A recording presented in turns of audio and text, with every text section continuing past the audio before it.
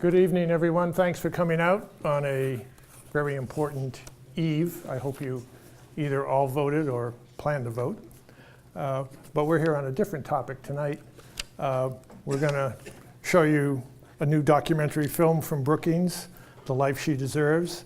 It's about a 29-minute film, not 30, but 29. And then we'll bring our colleagues up for a discussion of the film and other marijuana-related topics afterwards.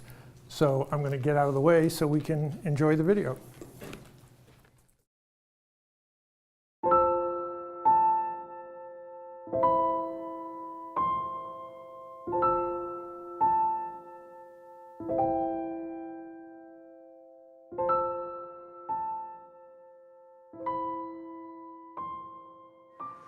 I have to document this.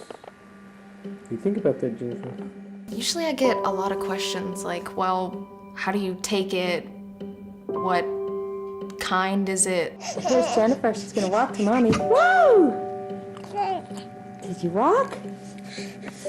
Did Jennifer walk? If I tell them that I use medical marijuana, they're like, oh, so you smoke? And I'm like, well, no, it's actually an oil.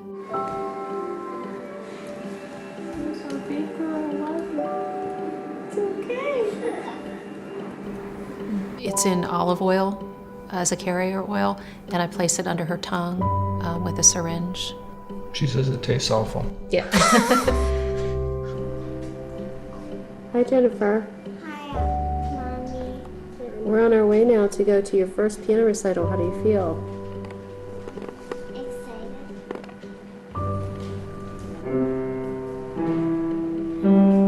We have to sing happy birthday. 1, 2, 3. Don't lean on this. Happy birthday to you. You know, now we can look back on it. At the time, it was just hell. But you know, you're a parent, and you're just putting one foot in front of the other. It's like, this can't be the rest of her life. There's got to be something else. And yeah, I mean, we almost just lost everything. Happy birthday to you. Happy birthday, dear Jennifer. Happy birthday to you.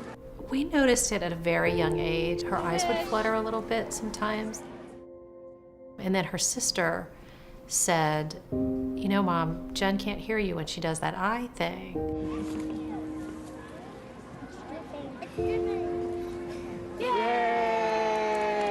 She would have an absence, and then a couple seconds later, another absence, and then another absence, and we'd see, you know, where she couldn't really even communicate anymore.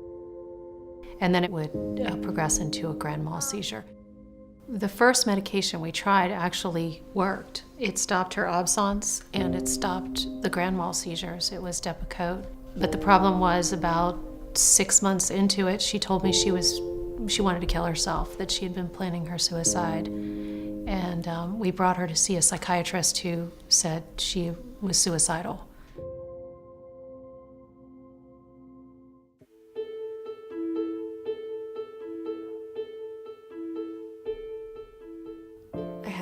I took like 18 pills a day. Maximum adult dose of Depakote at the age of 13. It made her gain weight, 30 pounds, made her not want to participate in life anymore. Another one caused her to rage, so we had to take all the doorknobs off of all of our doors because she would lock herself in the room and threaten to harm herself.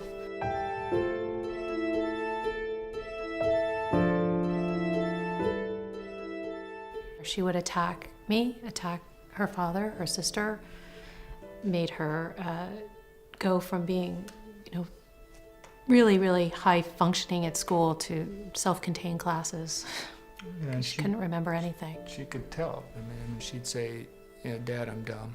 I was like, you're not dumb, honey. She said, no, I am. I get to the end of a sentence, I can't even remember what the beginning of it was. And we were losing seizure control, and then her cognitive ability was just, you know, it was just going down. It's like, there's gotta be, this can't be the rest of her life. So in this room we have the mother plants, which are the bigger plants, and then the production plants over there, the smaller plants. We're still in the vegetative stage here. So we have metal halide light bulbs in here, 10 tons of air conditioning, and our rolling benches, which all the plants are set on.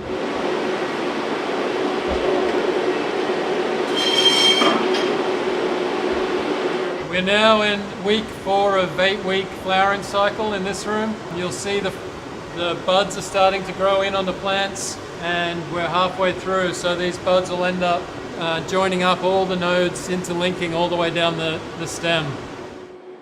Here we are in the drying room. We hang the whole plant upside down on the rack and let it dry for approximately 10 days, depending on the strain. We'll remove all the individual buds off the stems, and they will go into a curing phase and then final trimming. We have high THC strains, we have then the 1-to-1 CBD THC, and then the high CBD strains. We sell a lot of the CBD strains in this form because it can be used by patients orally instead of by smoking them. I had seen a video of a boy named Jaden in California who had taken cannabis oil to help his seizures. So I started researching it, just trying to find out, would this be something Jen could do? My first reaction was absolutely not. We're not kooks. And then when Beth downloaded the research abstracts and everything, it's like, okay, we've got to give it a shot at least. We have just a handful of patients who are children who are dealing with seizure disorders and some form of epilepsy. About a third of them are helped with pharmaceuticals, and about a third of them get some help, and about a third of them don't get any help at all. And in fact, once they've tried 5 different seizure disorder medications, there's nothing that's going to help them. And when those families come in here and find help, it's more than dramatic, it's really kind of miraculous.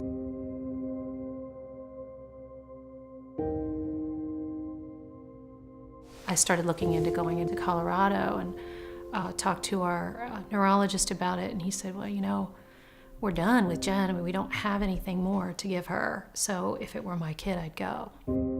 So we split up the family.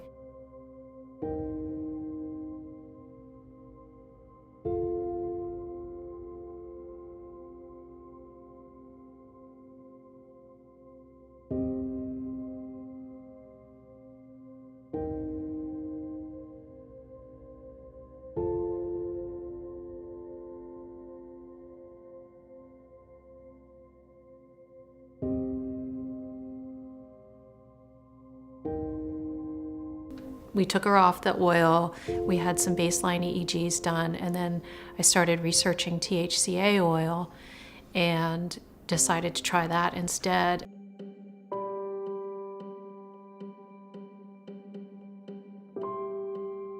When we first started it, she probably had a 90% decrease in seizures. And that's a lot, because Jennifer can have between 15 and 50 an hour. The first few days that I was on it, me and my mom were like, hey, you're doing pretty well these past few days. I don't want to jinx anything, but I think it's working. She stopped attacking me. She stopped wanting to hurt herself. Her grades improved. She had so much more mental clarity. She lost 30 pounds. It was just amazing, amazing. I take the oil twice a day, morning and night. It's just like drinking water. You don't really feel any difference.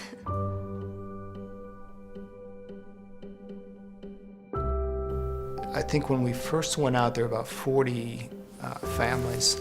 And then within a couple months, it went up to like 100, then 200, and all of a sudden there's a whole community of refugees. And literally the dosing is all parents. It's mainly tiger moms that are just tirelessly taking care of their kids.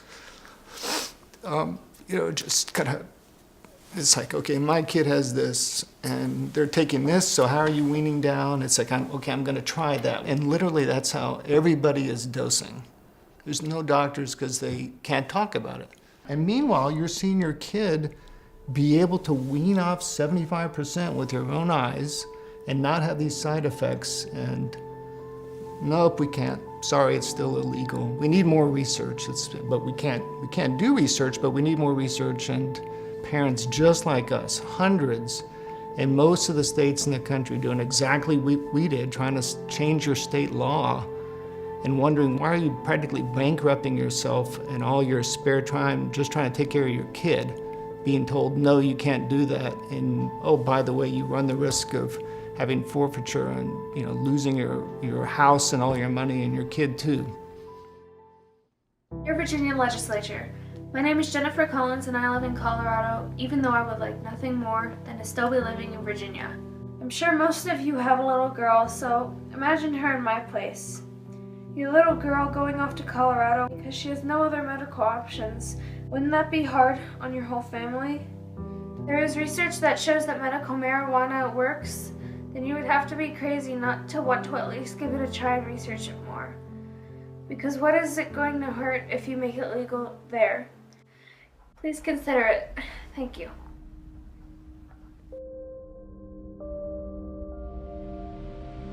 Right now, the status quo in the United States for medical marijuana policy is pretty untenable. If you go and you arrest someone who is possessing marijuana, or you're going to an operation like this one, this is a federal crime all around us, no questions asked. States, on the other hand, have really moved forward in terms of reform, especially around medical marijuana. We have 29 states in DC right now that have reformed their laws for full-fledged medical marijuana systems. From state to state, the systems vary dramatically, and so depending on where you live, you might not have access to medical marijuana at all. And if you're in a state that's reformed it, you might not qualify from one state to another, depending on what conditions you face and what challenges your health presents. I think it's a very good jumping off point to know why the federal government's policies are so harmful to pediatric patients specifically. We could take a slow 5-minute stroll and be in the heart of Tacoma Park, Maryland, a whole other state from here, where there are children who are suffering and need this medication, but we can't give it to them because of government policies. That just doesn't make any sense. It's important to remember, even if you're a medical marijuana user in one state, if you go on vacation, you can't fly with it, you can't cross state lines with it, even if you're going from one state that is legal to another state that's legal. Over 200 million Americans face this unique challenge, not because of what the states have done, but because federal law is creating this bizarre situation. We see cancer patients, people who are in treatment using chemotherapy, radiation. They're nauseous, they can't eat, they can't keep up their energy. It's hard to keep up with the chemotherapy, and they find great relief with medical marijuana. It stimulates the appetite. There's a cancer patient who's in chemotherapy right now. He tried all the products available in the market, and for some reason, only one of our strains, ChemDog, worked for him during chemo. Because of the regulations we have right now, we ran out of ChemDog. This patient came to the dispensary crying because there was nothing else that worked for him.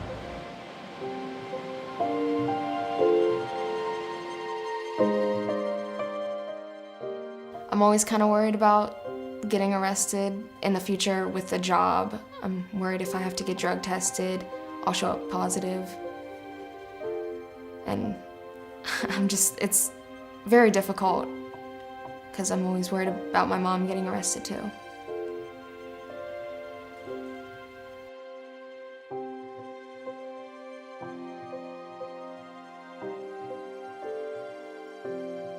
Medical marijuana has come in leaps and bounds in the last 3 years. We're working with people who have done clinical studies on all these products and how they can help people, and eventually it's going to become accepted as a pharmaceutical product. We see a lot of people now who are living with chronic pain, and that seems to be a key issue. Physicians are encouraging them to use medical marijuana rather than opioids. Medical marijuana is supported by between 85 and 90% of Americans. What happens right now with marijuana, however, is that the feds are taking a hands-off approach. They're not really going into states and cracking down on businesses that are abiding by the rules, the state rules that is, and they're not really cracking down on patients for the most part. That said, for patients, that's only a little bit of relief. there is a reality in the states that the feds could change their tune, that Congress could pull back the protection against DEA and FBI going into these states and enforcing the law. And so that creates this zone of uncertainty for patients. They don't know from day to day what the US government is going to do and whether that supply is going to be cut off. I want to now bring forward Jennifer Collins. She's a Virginia resident, extraordinary for someone of her age to be so courageous in this fight that's not just about her, but about others as well. Jennifer. My name is Jennifer Collins, and I'm 17 years old. I'm speaking to you on behalf of children with intractable epilepsy who cannot speak for themselves. The only medicines that controlled my grand mal seizures had horrible side effects. They made me depressed, suicidal, and I couldn't remember anything. I also had rages where I would attack my parents. Punching me, suicide, thoughts of suicide. And afterwards, I felt really bad because I couldn't control it. Is it okay I'm sharing this? In December of 2013, my mom and I moved to Colorado to try cannabis oil. The oil helped reduce my seizures so much that I was able to go down on my pharmaceuticals. I also have not had a grand mal seizure since starting THCA. And in 1 week from now, I will no longer be on any pharmaceuticals after taking 17 pills a day for years.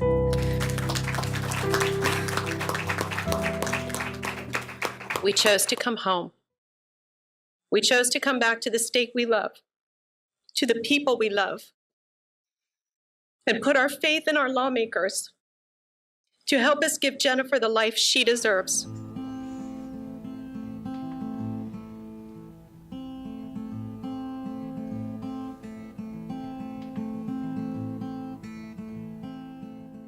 Oh, I could do Simple Man. That's Simple Man.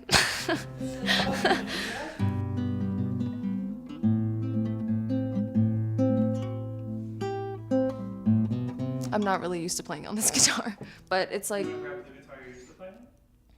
Yeah.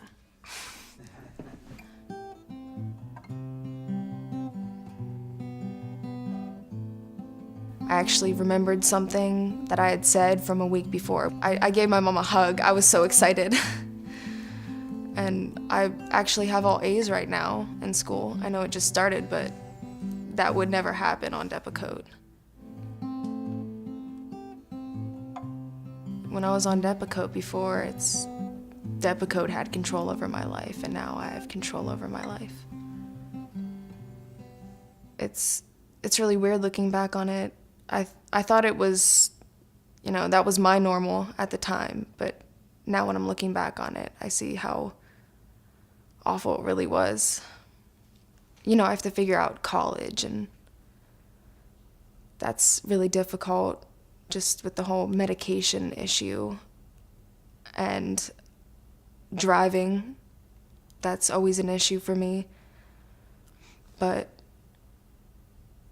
I think just the thing that scares me the most is since I didn't have so much of my life before, I have to get it all under control right now. Oh yeah, I didn't feel like I had a life until a few months ago. Start my life at 17. Do you think there's anything? Oh, jeez, Mom. Sorry.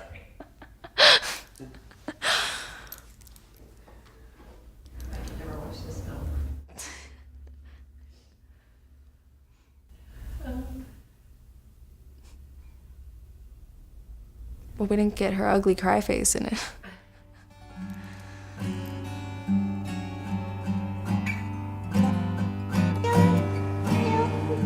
Oh, no. Hey. What are you doing?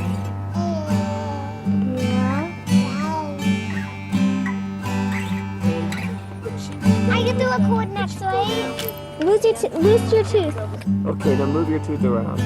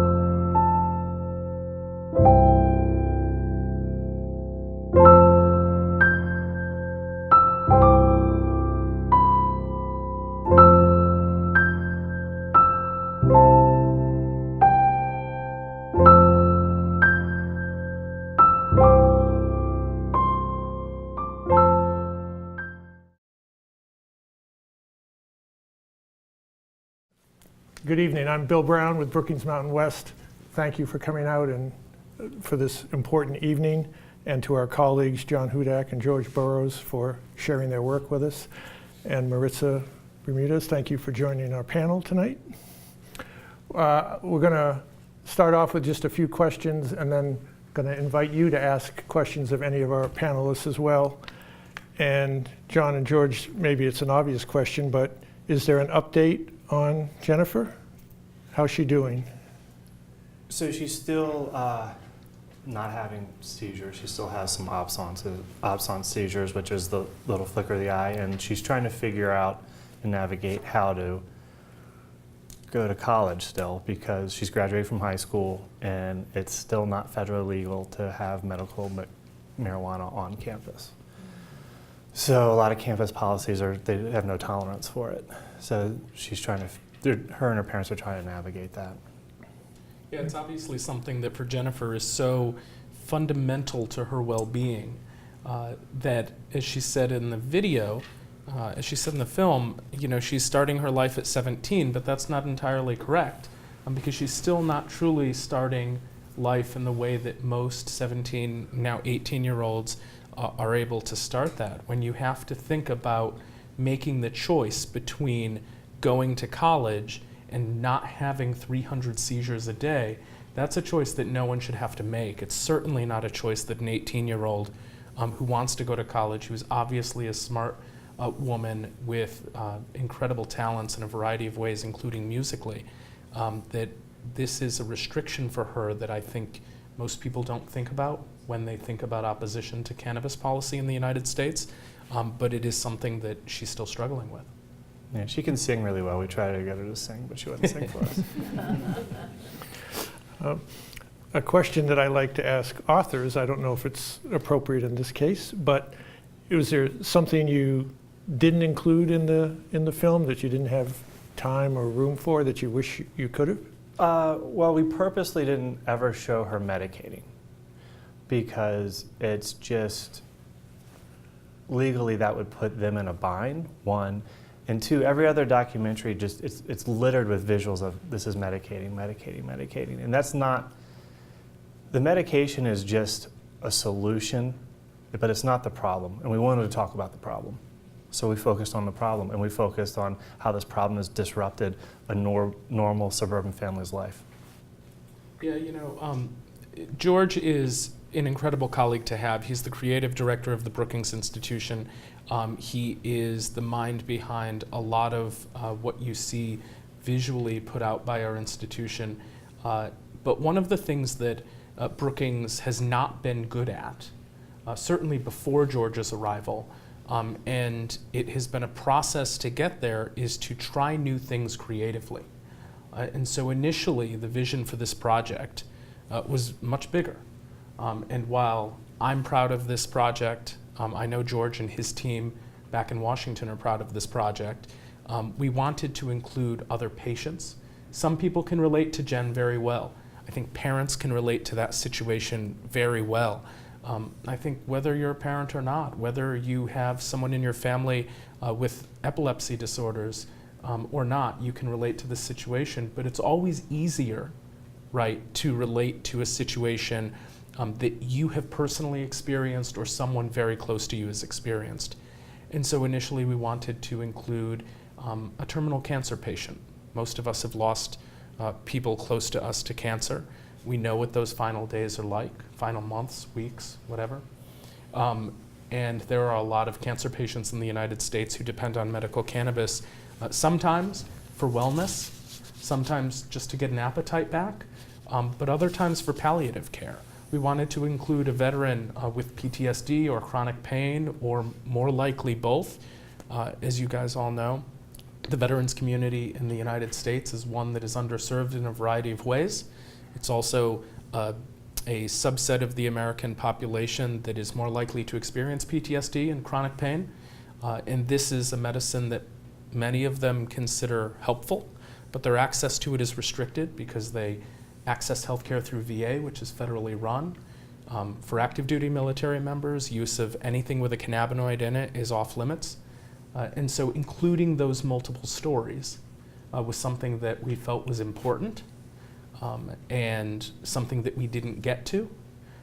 But a shorter film profiling one young woman who I think, as I said, a lot of people can relate to, was a nice first step down what I hope to be a very long creative road at the Brookings Institution to be more inclusive, to talk more about this issue, and to put different faces in front of people. Like George said, we purposefully did not show Jen administering her medicine.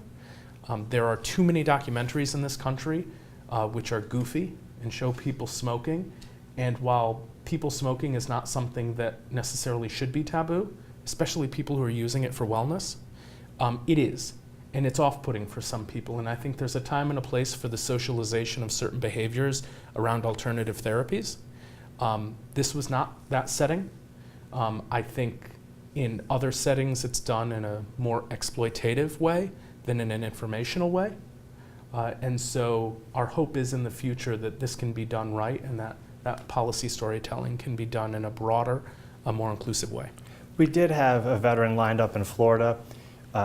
He's a lifelong conservative, comes from a conservative family. His siblings are cops, or are cops, or police officers down there. And he is in Florida. But when it came time that we were actually going to go down and speak with him, even though he has a medical card in Florida, it's still a hot button issue. And he had just got a new employer that was willing to take a chance and say, all right, and his employer is extremely conservative, but he discussed it with his wife. He really wanted to do it, but his wife was like, we got a daughter, I don't want you to be out there. And he really wanted to advocate for the veterans community. And he would have been great because, he would have really pulled a curtain back that I don't think most people know of on how they treat injuries to the VA and then what happens. And it's a shame. We really wanted to have that side, that story, because he's very powerful. And he also, growing up, thought cannabis was silly. He never did any drugs. He drank he drank when he was younger, but he never did any drugs, and he never thought that he would ever be a marijuana user. But it turned out to work for him, and it's a shame we couldn't get him, but we really wanted him. Mm-hmm. Maritza, if I can ask you a question, you come to this from sort of the business perspective, trying to help some of the people like Jennifer, people like veterans, people, the elderly. I mean, Really, people like myself. Well, please, if you care to share, but what's it like dealing with the spectrum of people who need medical marijuana? So I did come into it originally from a business perspective, realizing that there wasn't enough accountants to service this industry. But the reality is that I didn't understand the full benefits. I've had Sjogren's syndrome, which is very similar to lupus. If I say Sjogren's, most people don't know what that is, but it's very sister disease of lupus since I was 19. I'm going to be 43 next month. Very long time. It took about 6 years for them to realize what was wrong with me. I grew up in Texas, and this really is taboo over there, and there is no information. So it wasn't until I moved to here in Nevada, and then I was introduced to folks that really sort of explained it to me, that I just said, okay, I need to really delve into this on a personal level, because the reality is I was on 8 medications at one point in my life. As soon as you get these conditions, the first things doctors want to do is put you on lots of medicines, and even at one point asking me to get on immunotherapy, it's essentially low-dose chemo to reset my body. And I was very scared to do that because I lost a grandmother to chemo and radiation. She got pneumonia and passed away, and she was unable to fight. And so I reminded me of that. And so it's coming from a culture where it's not very, people are definitely not in agreement. The Latinos don't get behind this. It's for many variety of reasons. My mom is here with me today supporting me, and she comes from Colombia, and again, it's from more of a violence perspective, right? They don't sort of see it in the medical, but the reality is that today I stand with no more prescription medications in my body whatsoever, completely from the use of cannabis and, of course, taking care of myself with nutrition, right? I'm not going to sit here and say to you that cannabis can cure and take every ailment away, but it certainly has helped my life in a manner that I never would have thought. Again, I was not a cannabis user. I very much did what the doctors told me because I believed that the doctors had what was best for me, right? The doctor says take this, you take it. But the reality is that the amount of drugs that they put in my system led me to kidney disease. So about 16 months ago, I was at stage 4 kidney disease, which is 1 stage away from needing dialysis. I was preparing myself to get on the donor list. I come to find out that because I am a registered medical marijuana patient, I cannot be on the donor list. So the one item that is actually helping me, should I ever need an organ transplant, will be the reason I will not get one. So it's very personal outside of the business. Yes, I'm here to support the business and all of that, but the reality is none of this matters if I'm dead. And right, you need your kidneys. So it's kind of vital for me to let people know that, you know what, this really does work. And I want to go back to my home state just like they do and fight for them because they need access and they're not going to get it. And I certainly don't believe people should go to jail for a plant on top of this. But yes, I'm really happy to see that there's sort of a change, right? People are opening their minds and hearts and realizing that this is a plant that's been given to us. Whether you're religious or not, shouldn't, you know, again, if you are, fantastic.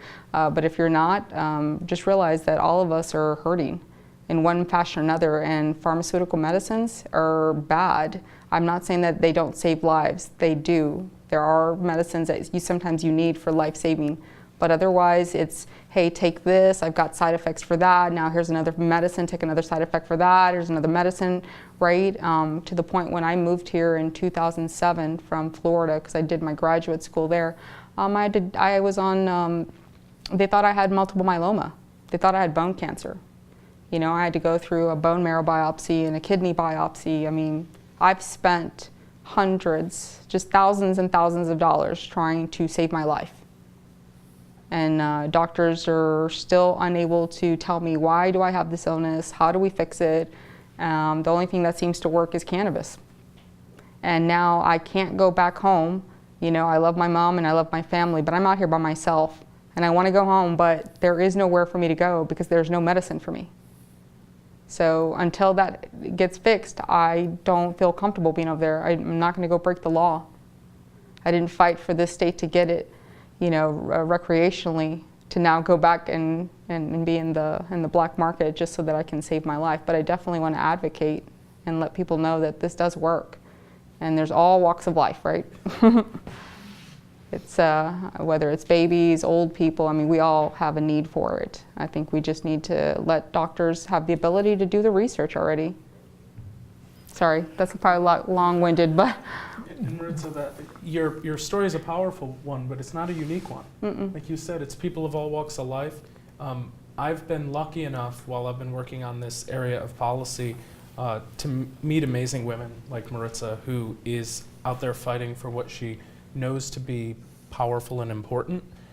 As Jen said in the movie, she was testifying before the Virginia legislature, speaking to members of Congress and lobbying on her behalf, on her own behalf, but also on behalf of people who cannot do that. You do the same, because there are a lot of people like you, and there are a lot more people who were like you in that there was just not an option to come out of the shadows and talk about this openly or even access medicine. And it's those people's stories that unfortunately are not told. Right? I want to pick up on something you mentioned, Marissa, research. John, you and I are in the business of research. This seems like a topic that's ripe for a lot of research, both on the scientific side and the policy side. But doing research on marijuana is incredibly difficult. It's difficult and it's expensive. This is one of the most frustrating parts of this policy area for me. As a scientist, the free exchange of ideas, the free conduct of research is a fundamental aspect of the spread of scientific thought and inquiry. Unfortunately, there are government bureaucracies in the way that prevent doing research on cannabis in a way that other products, other substances do not face. So if you are here at UNLV and you are interested in conducting research on the clinical effects of cannabis for PTSD in veterans, for epilepsy disorders, for rheumatoid arthritis, you have to get a Schedule I license. Cannabis is a Schedule I substance in the United States. Everyone who enters your lab needs a Schedule I license as well. These aren't cheap, and they require background checks. Your lab has to be outfitted with additional security requirements. It makes research more expensive in a time when the government is cutting research dollars. It makes it so that patients who could enroll in these studies face delays. And the most bizarre part is that if you want to access the substance, you can't go to a dispensary here in town. You can't contract with one of the cultivation facilities here in southern Nevada to get that product. You have to get it from a single source, a farm at the University of Mississippi, which produces cannabis that is typically of lower quality than you would get at a dispensary in Las Vegas. And that creates an additional burden. By comparison, there's currently a stage 2 or stage 3 trial for the use of MDMA, ecstasy, hallucinogenic, in the treatment of PTSD. It is easier to get that drug for a researcher than it is to get cannabis. There is no single source for MDMA. You can make it in almost any chemical or pharmaceutical lab in the United States. That is policy at its worst. It is politicization, it's racism, it is an inertia at the federal level that is inexcusable. And administrations of both parties, Congresses of both parties are guilty of perpetuating this. At the end of the Obama administration, President Obama's administration was given the opportunity to reschedule cannabis from one to something else. He declined. His attorney general declined. But as a token for the rest of the industry, and I don't mean the cannabis industry, I mean the medical research community, he said he would start a process. His DEA issued guidance, issued a call that additional operations could be used, could be authorized to grow research-grade cannabis. So the University of Mississippi would no longer have the monopoly. That process began in August of 2016. It, of course, carried over into the new administration. And by all accounts, the Attorney General of the United States is sitting on more than 24 qualified applications to grow additional medical cannabis for a research community, not because there are security concerns with more than 24 of those, not because there is an overabundance of research-grade cannabis in the market, but because of a political opposition to cannabis that stems from an outdated racist drug war and not a common sense, legitimate opposition to this product. And it's despicable, and the actions of the Attorney General of the United States right now is despicable in ways that his predecessors were also guilty of. It's not something that most Americans know about, but it is something that affects a lot of Americans. And there should be a massive amount of shame in the United States Justice Department and a lot of people who serve there now and a lot of people who have served there in the past. Since it's election season, let's talk politics for a minute. Of course, Nevada legalized recreational marijuana in the previous election, 2016. I think 7 states have legislation this time around, something like 36 different proposals on ballots. But you mentioned in the film the situation regarding the federal status and the tenuous legality of this. Yet we have people working in an industry like this every day? Any changes ahead that you can foresee, depending on what may or may not happen? I mean, we have 4 states with ballot initiatives. We have a few other states with legislative proposals before them. Michigan and North Dakota will vote on adult use cannabis. The polling looks good for passage. Utah and Missouri will vote on medical cannabis initiatives. Missouri will actually vote on 3 different ones. Both of those states appear to be poised to pass as well. None of that will change anything at the federal level, of course.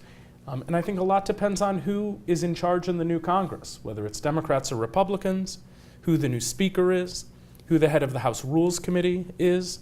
That's all going to determine what the future of cannabis policy over the next 2 years will look like. We really don't know. We'll have a better idea tomorrow night, or Wednesday morning, or whenever the hell this election is sorted out. But there's an opportunity. I think when you look out and you see Utah about to legalize medical cannabis, while the church has taken an active position against this ballot measure, and it's polling at about 72%, I don't think it's 72% of Utahns who are on the wrong side of this issue. Pretty sure it's the leadership of a religious organization and law enforcement who are, in many cases, actively and questionably undermining the efforts there. Let me ask, the film is still relatively new.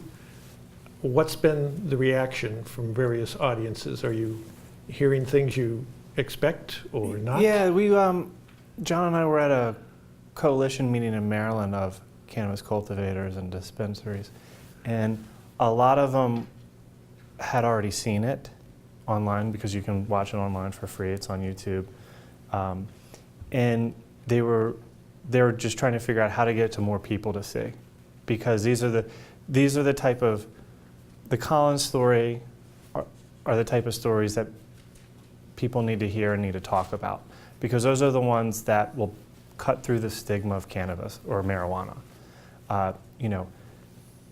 The United States has spent over 100 years stigmatizing this plant, and it's going to take a lot more than just 22 minutes, this one story, your story, to really cut through and let people know, hey, this is kind of ridiculous that we're not having these conversations. I can't think of an issue. Well, think about it. Cannabis touches on healthcare, it touches on immigration and race, it touches on agriculture, it touches on bank regulations, it touches on, I think, every kind of hot button issue in the political sphere.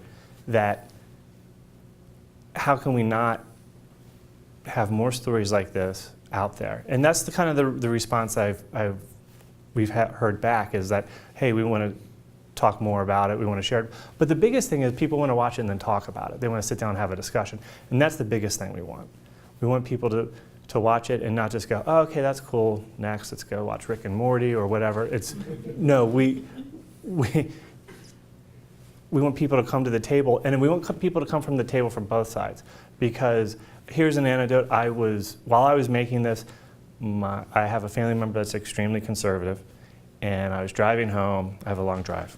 So I'm driving home, and I was talking to my aunt, and she's going, well, what are you doing, Georgie? And I said, well, I'm working on a marijuana documentary. And she's like, well, what is that? And I said, well, it's about this teenager in Virginia, and she has epilepsy.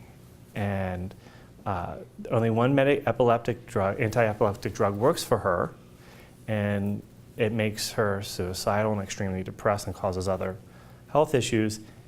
And she uses cannabis. And she goes, so she gets high? I'm like, no, she doesn't get high. It's an oil, they put it under her tongue. And she goes, oh, she doesn't smoke it, but she get high? And I was like, no, she doesn't get high. And I said, she's under her tongue twice a day, and that's it. She goes, oh, so she doesn't get high? I said, yeah, she doesn't get high. And she goes, she sits and thinks for a minute, and she goes, okay, I'll support that.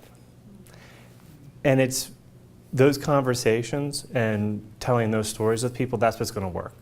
I think there's a lot of ignorance out there about the drug because how it's been and kind of a, either it's, like you said, Colombia, it's associated with violence. Here in the United States, it's a subversive culture that it's coming from when it's really not. And so those are the associations. And you kind of have to, tell more stories like this and break down those barriers and, have a conversation. The best thing to do is I haven't had too many conversations like I've had with my aunt, but I want to have more of them. I want people to watch this and I want to have more of them. Yeah, the reaction has been largely positive.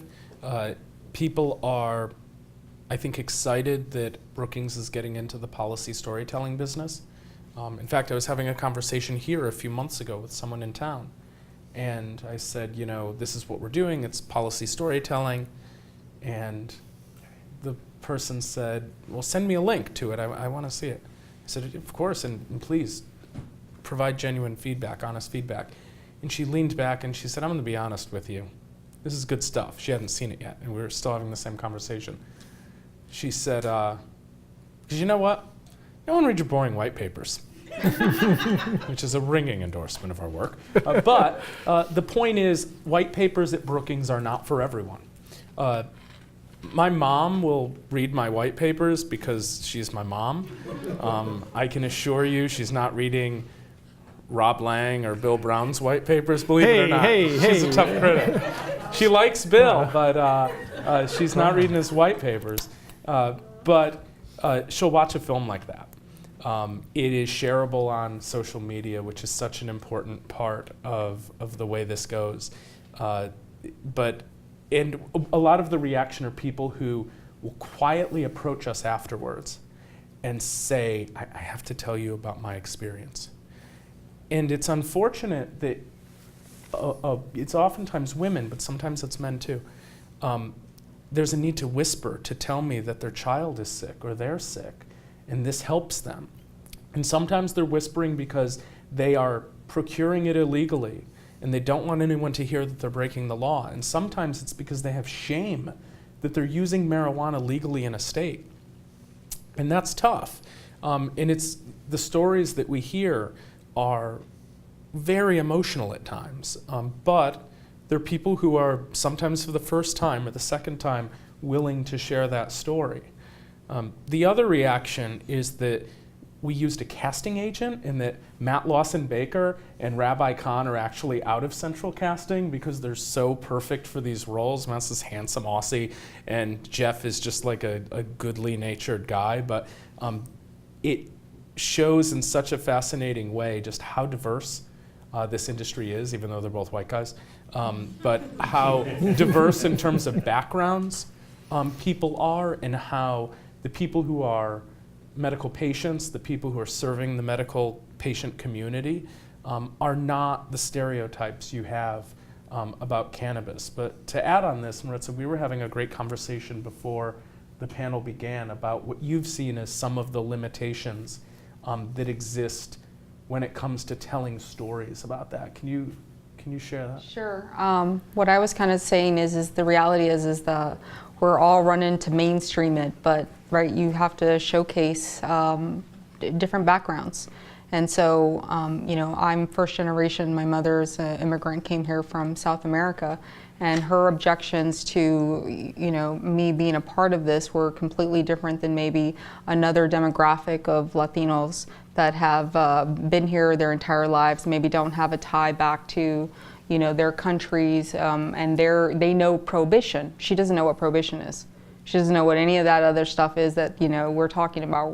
In her mind, she's thinking cartels and violence and so forth, right?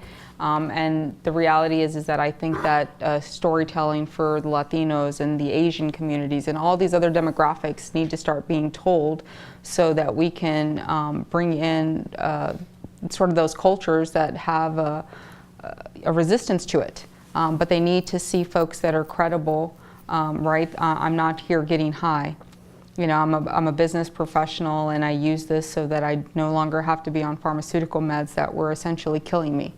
But to go to the Latino communities and be able to speak their language, and I used to work as a bud tender here locally in town because I wanted to learn and just really dive in a big crash course on what this industry is about. But I realized that if a patient comes in and I need to speak with them, maybe I can help them a little bit, but understanding the terminology on how to say it to them, having materials ready for them, especially in places like Las Vegas where we're expecting lots of tourists to come in from all over the world, how will we deal with those patients that maybe need some assistance? We don't have any way.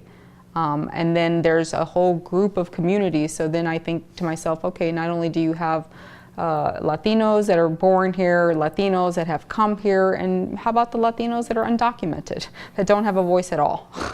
So I think that there's still a lot of storytelling to be told, and we're just barely at the tip of the iceberg. And so my job is just to go out to say to people, look, I'm a testament. If I had not stopped the pharmaceutical train, I would probably not be here. I mean, that's the reality, and I am here. And so I just want to show people, yeah, you can get off of RX, right? Pharmaceuticals, try alternative plant-based medicines, and let's give it a shot. What do we have to lose at this point in our lives? These are very chronic illnesses, and while I may not look it, I may seem perfectly healthy, no one has any clue what I've had to do to get here. So I'm grateful for the ability to even share the story and having a platform. So thank you. Let me ask one more question before we get to that conversation that George was talking about that we want to have with this audience. Marijuana has generated an awful lot of money in this state through taxation, and other states, of course, but Nevada has to figure out what to do with all that revenue. Any suggestions? There's a lot of suggestions. A lot of states, this one included, devotes a portion of that revenue to education in some way. Either it's to more general education funding that is then divided up at the municipal level, or in Colorado, for instance, 40% of the revenue off of the central tax is devoted to school construction. It helps defray some of the costs in communities for school construction. I think what does need to happen is that there needs to be a more expansive view about what that revenue can do. It needs to go to the communities where that tax is being produced. Outlying areas without who have opted out of legal cannabis and medical cannabis should not be taking money from Clark and Washoe counties that are producing almost all of the revenue in this state. Those communities are where most of the taxpayers are. Those are the communities that should benefit from what is very significant taxation relative to other products, other consumer products in our economy. I think this governor should work hard to make sure that that equity is real and that those funds are used in the best ways possible. I think the next governor should do the same, should commit to the same, whether he is supportive of the policy or not. That policy is a reality. And my guess is, no, not a guess, an absolute certainty. Whoever is elected governor tomorrow night will receive fewer votes than Question 2 did 2 years ago. Question 2 received more votes in favor than Hillary Clinton or Donald Trump did in the state of Nevada. And so I think there should be a recognition that recreational cannabis in Nevada is much more popular than Adam Laxalt or Steve Sisolak. Medical cannabis is much more popular than either of them, and there needs to be a responsiveness to that. I also think there's a reality in towns and cities in this state that cannabis reform can cause specific social needs. There needs to be police retraining. There needs to be outreach to healthcare communities about what this new environment is like. There needs to be more money directed towards mental health and addiction services. Cannabis use disorder is a reality. It was a reality before legal cannabis and medical cannabis, and it will be a reality after. But what is happening now in Nevada, in 9 other states in the US, and now in 31 states in DC that have medical cannabis, is that money is no longer flowing solely to drug dealers. Money is now flowing to the coffers of state treasuries and departments of revenue and departments of taxation like here. And you can redirect those legal funds in ways that can help communities deal with these challenges that can pop up and deal with the needs of the medical community, not just doctors and nurses and nurse practitioners, but of patients themselves.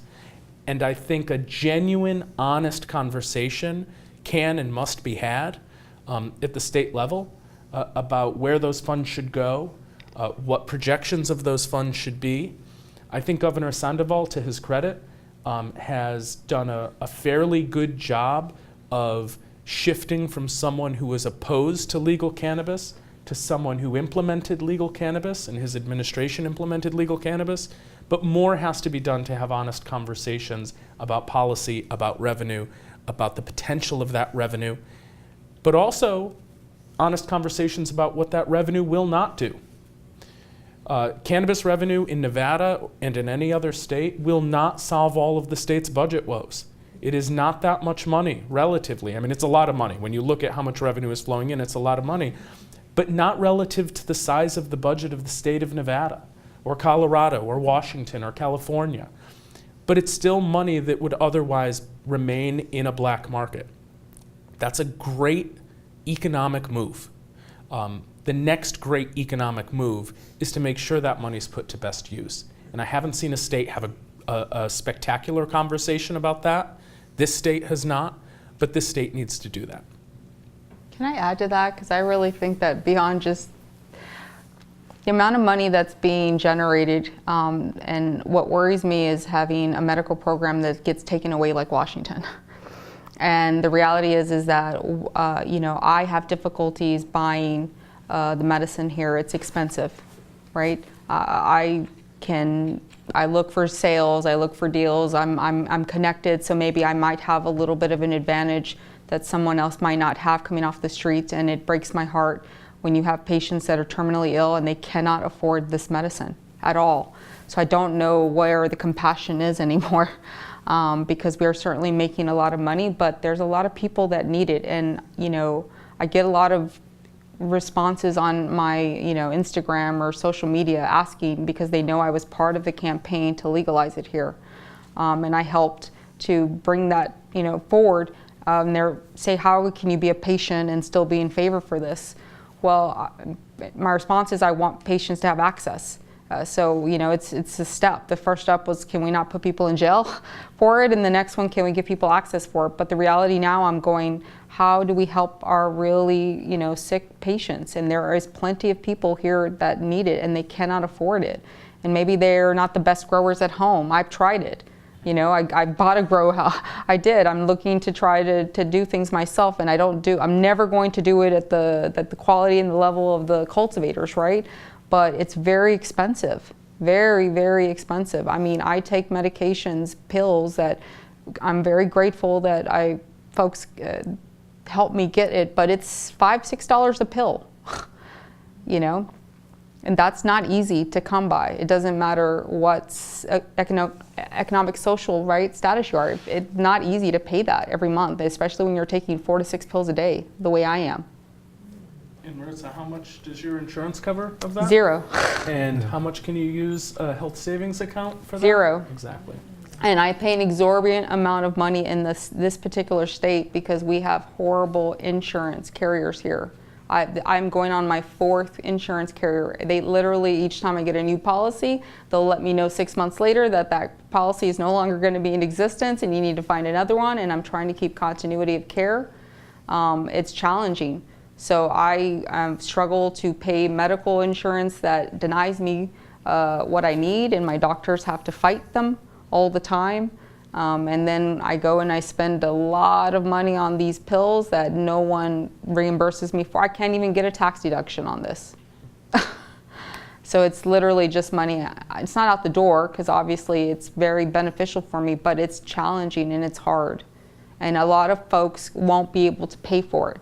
I've given away lots of medication sometimes because I know that people need it. And because I was able to get it maybe a little cheaper than the average person, I feel I have a duty to try to help others. And it's not an easy plant to grow, and that's why I hate the term weed, because it makes people think, oh, you just, and it's going to grow. It's not. It's an artisanal product. It's no different than, you know, if you go to Whole Foods and you buy that really expensive cheese. I mean, it's cost, and it costs a lot. And George owns a working farm. He's not just saying. Yeah, I mean, that's why. That's the big thing is in Maryland. I mean, I wish I could. There's some states where they've legalized and you have like 6 plants per person, and I'd love to do that, but we can't do that there. But we do like a permaculture above organic standards farm and in the middle of monoculture, which is corn, wheat, and soy. Now, throughout the season of corn, wheat, and soy being grown, your corn, wheat, and soy is sprayed with glyphosate, which is Roundup, like 3 times. It's genetically modified. You're not allowed, when you grow cannabis, to spray with any pesticides, which is great. And you have to find, and each plant is tracked with an ID number, so if there's a problem with the plant and the patient, you know, uses the product and they have some sort of reaction to it, they can go back and trace and see what happened. You can't really do that with anything else, and you got to put the time and money in it, but then the access is a huge issue, and it's got to get figured out, and I think that's maybe at the federal level when they come in that level. I'm going to step down now and try and take some of your questions or comments for our panel. Anybody like to start out? Sir, over here. What's the biggest thing that the opposition brings up? In other words, I'm hearing that auto tickets and auto accidents in Colorado are going up.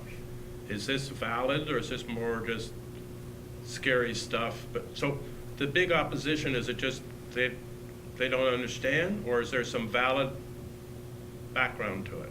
Yeah, so early on, this was a big part of the conversation about auto accidents and people being stopped for DUI, but instead of alcohol, it being cannabis. Early on, the numbers were not as convincing because the way in which data were collected relative to pre-legalization was very difficult to track. Having reviewed the data myself, I am convinced now that there is a statistically significant increase in cannabis-related motor vehicle crashes in Colorado, and that is a challenge that I think education needs to fix in the same way that we have brought alcohol-based DUI rates down dramatically in this country.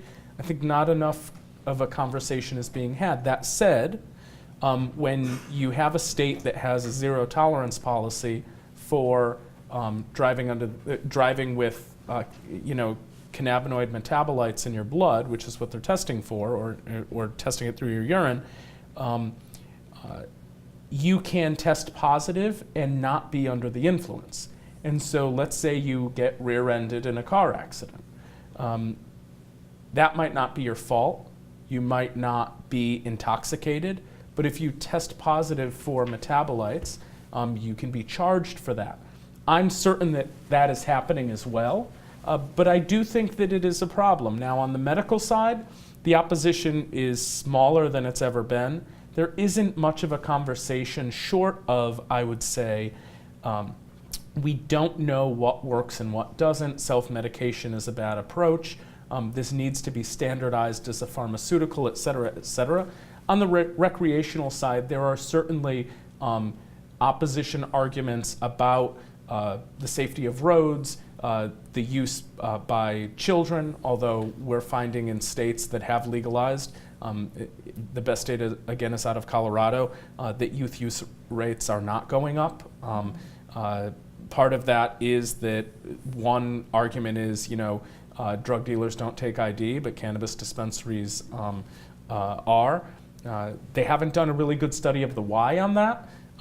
One of my favorite sort of counter-arguments to that, and I don't know if I believe it 100%, is if mom and dad are using cannabis, it's boring now. And so I don't want to use cannabis as a youngster. Like I said, I'm not convinced that that's the case, but we do know that the numbers have stabilized in these states. What you will hear oftentimes is youth use in Colorado is one of the highest in the nation. It's like, oh my God, what happened? Well, youth use in Colorado was higher in the nation before legalization too. And so that's not really a effective counter-argument. Data are politicized on both sides of this issue. I think it's important to continue to watch for what is happening with our roads, with our students, what's happening within our schools, but it's equally important to have an honest conversation about that rather than just a conversation that creates a result, that comes with a result that you wanted to see in advance because it advances your point. From Thank you. My physician, he knew I made this, and I asked him what he thought. And he said, you know, I think it could work, but he's still reserved. I'm like, well, why are you so reserved on it? And he said, when OxyContin came out, the McKesson and all the distributors came to his office and handed him literature that said it wasn't addictive. So he's like, I don't know who to trust. And he's a conservative guy, so he doesn't know that much about it, and that's reasonable. And the other reason that I see coming down from the opposition, especially out where I live, is a family friend was a heroin addict for like 17 years, and his mom kept a journal, and she speaks about it. And she said, when I had cancer and I opened the door, 30 people were there to help me. When my son was an addict, I opened the door, no one was there. And people still, as long as cannabis is considered a Schedule I drug higher than opioids, people are still going to attach that stigma to it. And that's just going to be an ingrained opposition. But now where I live in farm country, the opioid crisis is changing that. There are lifted trucks with stickers in the back window saying, shoot your local heroin dealer. And it's kind of like a subtle directive towards the doctor and the pharmacy because it's a labor market and they've seen just too many family members become addicted to a pill that they got through their doctor. And it's starting to change the stigma a little bit. Maritza, I know you worked to have marijuana legalized here in Nevada. Recreational marijuana was legalized because it passed so overwhelmingly here in Clark County, the one county in the state that did vote to legalize it. Was the opposition identifiable in the state? Yeah, there was a considerable amount, especially for the safety of children. I think that was one of the largest ones. Again, even just within speaking to our, again, demographics, right? The Latino community was not for this. A lot of it was scare tactics with regards to children, which didn't make a lot of sense to me because if we have guns and alcohol, you protect your children from that, right? You put those away, and same thing with regular medications.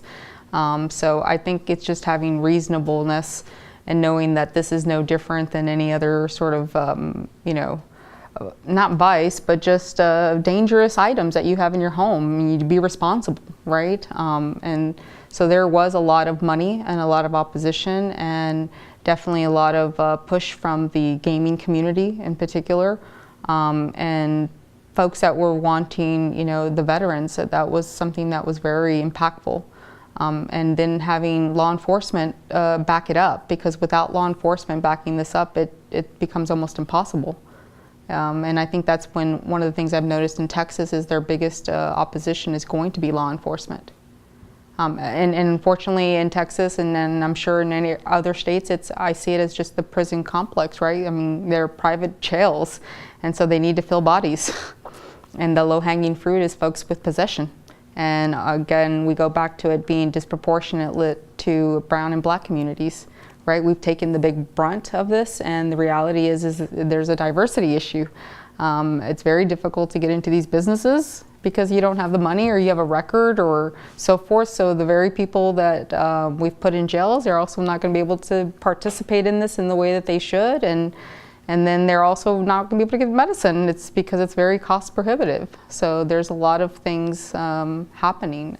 But yeah, there is a lot of it, mainly on the children, I think. They use this children over and over and over again to the point where it's like these packaging regulations get changed all the time, and I think it's very difficult for the business to keep up, you know.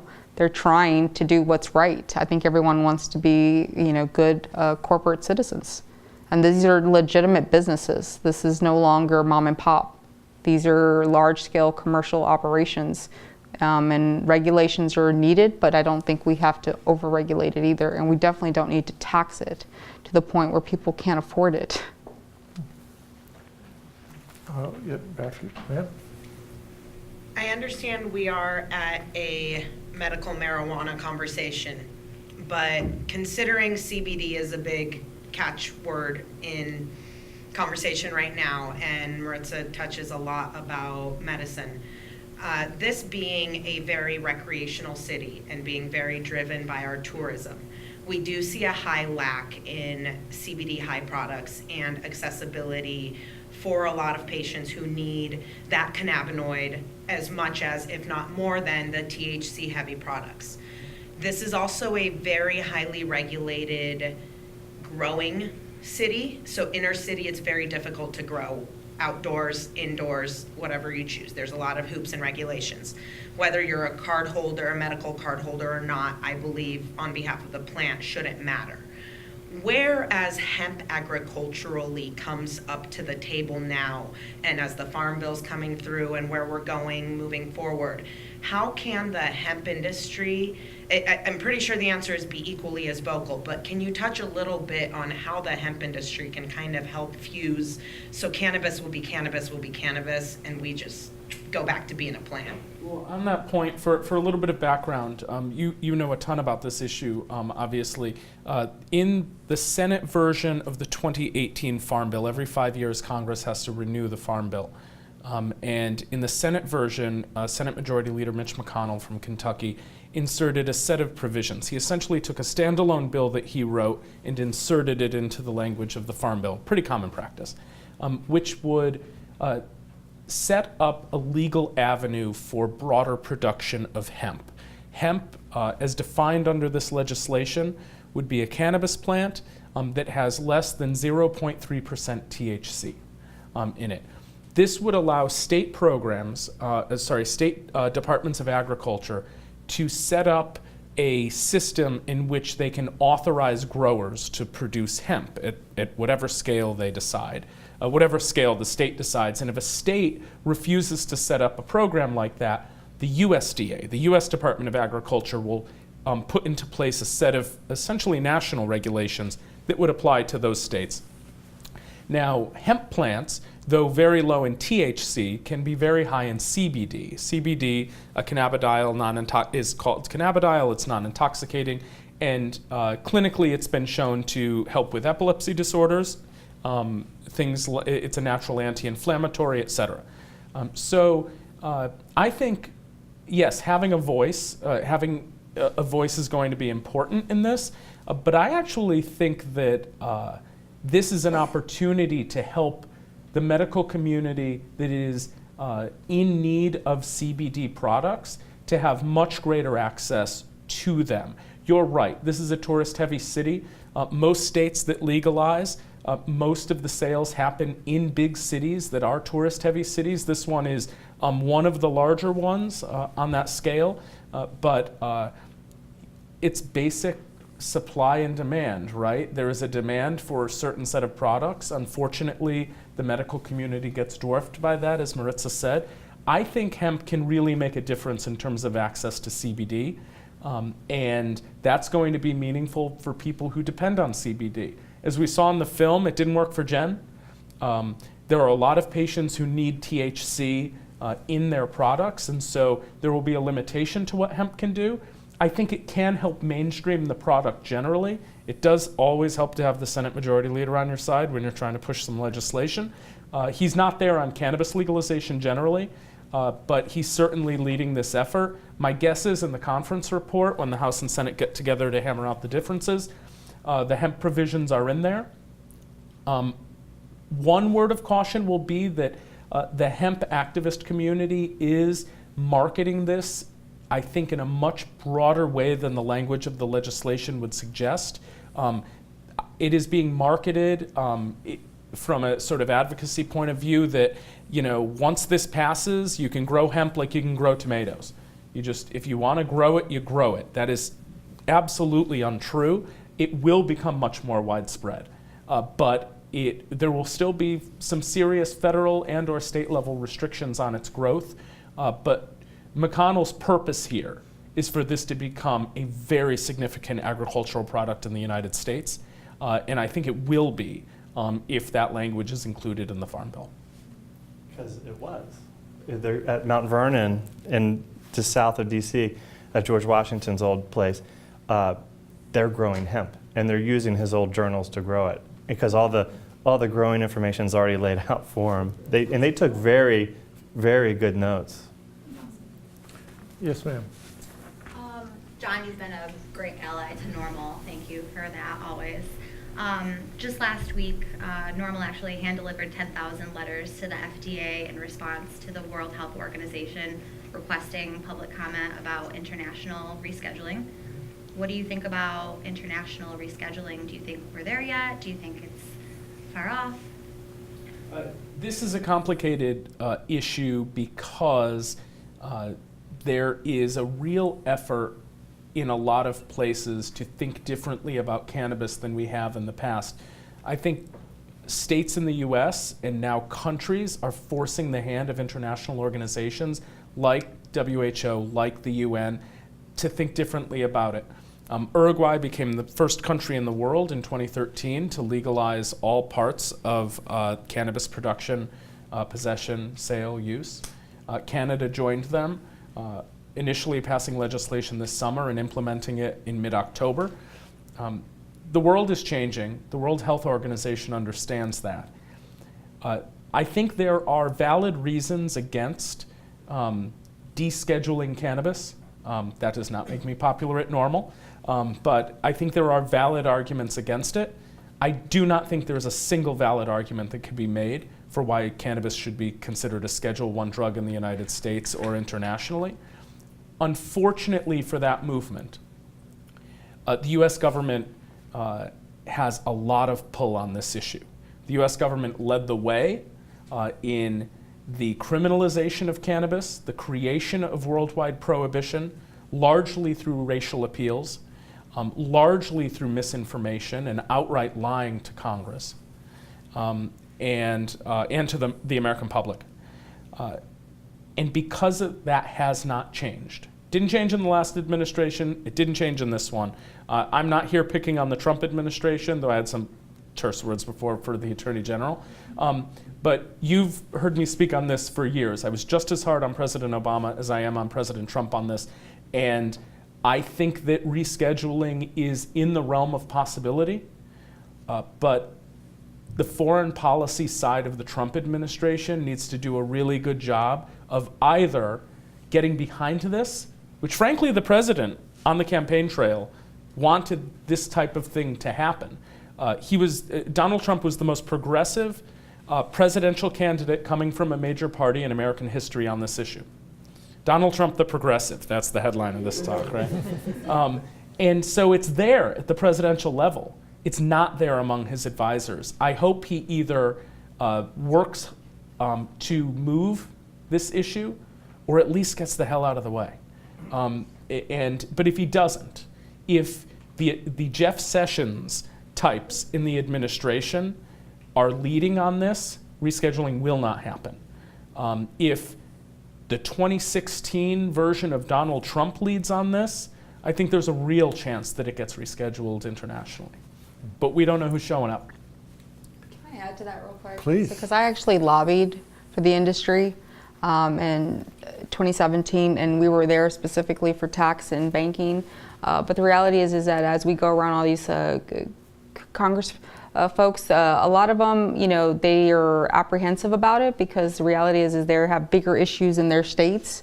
So I think it's more, again, this storytelling. They need to hear from their constituents. They need to understand how it is affecting their lives because they're knee deep in a whole bunch of other issues, and cannabis is like, grr.